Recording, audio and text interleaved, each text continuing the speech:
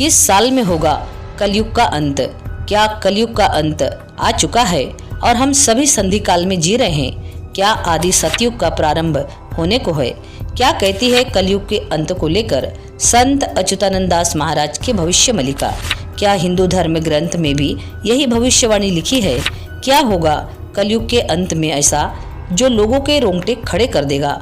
संधि काल किसे कहते हैं? दोस्तों, इन सभी सवालों के जवाब हम सनातनी टेल्स चैनल की इस वीडियो में विस्तार से बताएंगे। वीडियो को ध्यान से अंत तक जरूर देखिएगा और आपसे छोटा सा निवेदन है कि इस वीडियो को लाइक जरूर कर लीजिए और यदि आप चैनल पर नए हो तो चैनल को सब्सक्राइब अवश्य कर लीजिए। साथ ही कमेंट में जय श्री कृष्णा और जय जगन्नाथ अवश्य लिखिए। चलिए जानते हैं। दोस्तों, हिंदू धर्म शास्त्रों के अनुसार चारों युगों का वर्णन किया गया है और प्रत्येक युग लाखों वर्षों का होता है। जैसे सतयुग 17,28,000 वर्ष, त्रेता युग 12,96,000 वर्ष, द्वापर युग 8,64,000 वर्ष और कलयुग 4,32,000 वर्ष का बताया गया है। और धर्मशास्त्रों के अनुसार वर्तमान में मानव सभ्यता कलयुग में जी रही है, जिसे सबसे पापी और अधर्मी युग बताया गया है। वर्तमान समय में हम देख सकते हैं कि लालच, द्वेष, ईर्ष्या, झगड़ा, बदले की भावना छोटे छोटे लोगों के मन में पनप जाती है। यहाँ इंसान ही इंसान का सबसे बड़ा दुश्मन बन बैठा है और धर्म ग्रंथों के अनुसार यही कलयुग का अंतिम समय है। तो क्या सच में कलयुग का अंत आ चुका है? इस बात का खुलासा करेगी संत अच्युतानंद दास महाराज की भविष्य मलिका ग्रंथ। लेकिन दोस्तों, भविष्य मलिका में कलयुग के अंत के बारे में क्या लिखा है, चलिए जानते हैं। आज से 500 वर्ष पहले एक महान संत हुए थे जिनका नाम अच्युतानंद दास महाराज था। अगर आप इनके बारे में नहीं जानते तो एक छोटा सा परिचय। अच्युतानंद दास महाराज में भविष्य देखने की एक दिव्य शक्ति थी, जिसके बल पर उन्होंने 3018 पुस्तकें लिखी, वे भी सिर्फ और सिर्फ भविष्य के विषय पर। इन्हीं में से एक पुस्तक है भविष्य मलिका, जिनमें भगवान जगन्नाथ को आधार मानकर तमाम ऐसी भविष्यवाणी की गई है जो अब तक सत्य साबित हुई है। भविष्य मलिका में कलयुग के अंत के बारे में भी बड़े गहराई से विस्तार पूर्वक बताया गया है। पुस्तक में लिखा है कि कलयुग के अंत में इंसान ही इंसान का सबसे बड़ा दुश्मन होगा। इंसान ही इंसान को खा जाएगा, अर्थात वो नरभक्षी बन जाएगा। वर्तमान समय में हम देख सकते हैं कि 100 में 80% लोग ऐसे हैं जो मांसाहारी है। कलयुगी मनुष्य भैंस, बकरी, मुर्गा, सुअर, कुत्ता, बंदर, मछली सहित लगभग हर जानवर को मारकर खा रहा है। दुनिया के अलग अलग कोनों में जानवरों का मांस खाया जाता है। लेकिन दोस्तों, आपको जानकर हैरानी होगी कि कलयुगी मनुष्य ने अपना नरभक्षी रूप दिखा दिया है। लाइबेरिया, कांगो जैसे देशों में इंसानों का मांस खाया जाता है। साथ ही कई देशों में यानी कि अफ्रीकी देशों में भी पूर्वजों की मौत के बाद उनका मांस खाना उनकी संस्कृति का हिस्सा है और रिवाज भी।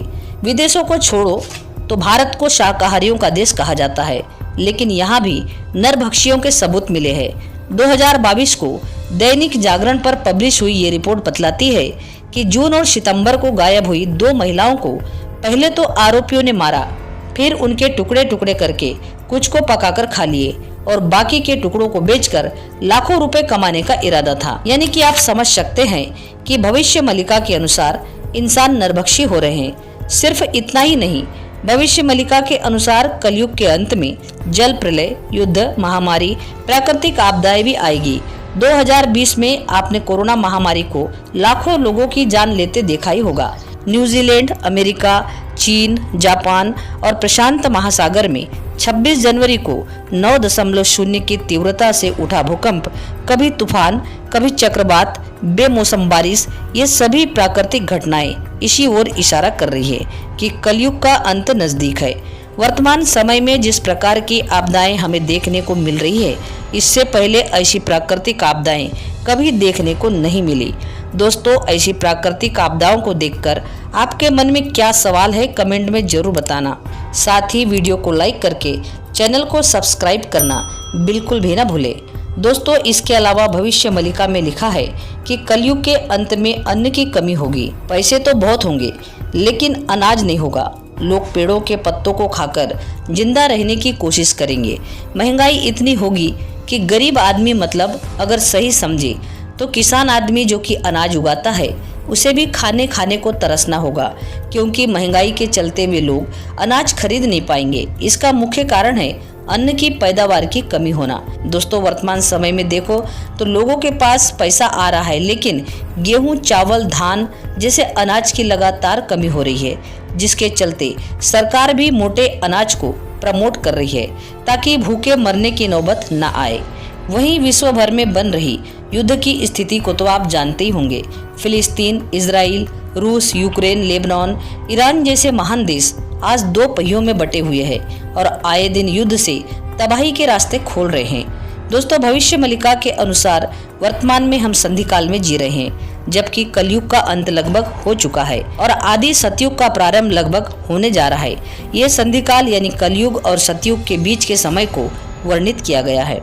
यानी भविष्य मलिका के अनुसार कलयुग का अंत लगभग हो चुका है और आने वाले कुछ ही सालों में ये युग हमेशा के लिए समाप्त हो जाएगा और तभी एक बार फिर शांति, प्रेम और धर्म का युग स्थापित होगा।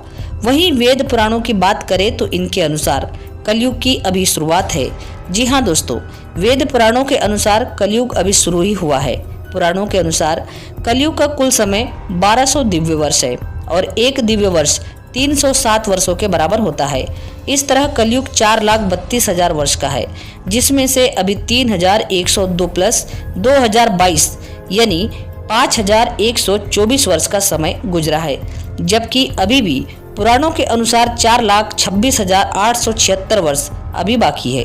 यानी कलयुग अभी बाकी है और ये तो सिर्फ कलयुग की शुरुआत है। दोस्तों, आपने यहाँ भी भविष्य मलिका और पुराणों में मनुष्य की ऊंचाई को लेकर अवश्य सुना होगा। ये सभी युगों में मनुष्य की लंबाई का अलग अलग जिक्र किया है। जैसे मनुष्य सतयुग में 32 फीट लंबा था, त्रेता युग में 21 फीट और द्वापर युग में 11 फुट, जबकि वर्तमान में यानी कलयुग में 5.5 फुट जितना लंबा रह गया है। जबकि कलयुग के आखिर तक ये लंबाई सिर्फ 4 इंच रह जाएगी।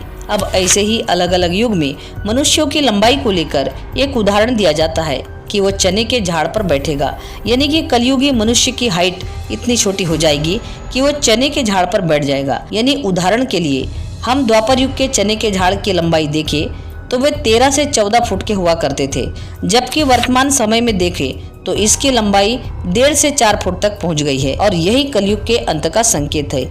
हालांकि ऐसा हम नहीं कह रहे हैं, ये भविष्य मलिका के अनुसार है, जबकि पुराणों या वेदों में ऐसा कहा नहीं गया है, बल्कि इस ग्रंथों के अनुसार मनुष्य कष्ट भोग रहा है। वो तो सिर्फ शुरुआत है, अभी तो पाप की चरम सीमा पर पहुंचना अभी बाकी है। कलयुग का अंत इससे भी ज्यादा भयानक होगा। सतयुग आने के पहले मनुष्य को कई तरह की यातनाओं को सहना पड़ेगा, चारों ओर हाहाकार मचेगा। कहीं न कहीं भविष्य मलिका कहती है कि बस फर्क सिर्फ इतना है कि कलयुग का अंत करीब है, जबकि हिंदू धर्म ग्रंथों के अनुसार ऐसा नहीं है। दोस्तों, अब देखा जाए तो दोनों ही ग्रंथ अपनी अपनी जगह सही भी है, क्योंकि एक तरफ हिंदू वेद पुराण और उपनिषद है, भविष्य में होने वाली घटनाओं जैसे सूर्य ग्रहण कब होगा, चंद्र ग्रहण कब होगा, पहले ही बता देते हैं। वैसे तो शायद नासा भी नहीं बता पाया है कि उसे भी ग्रहण देखने के लिए 100 तरह से लॉजिक लगाने पड़ते हैं, जबकि हिंदू धर्म ग्रंथ में ये सभी चीजें हजारों वर्षों से वर्णित है।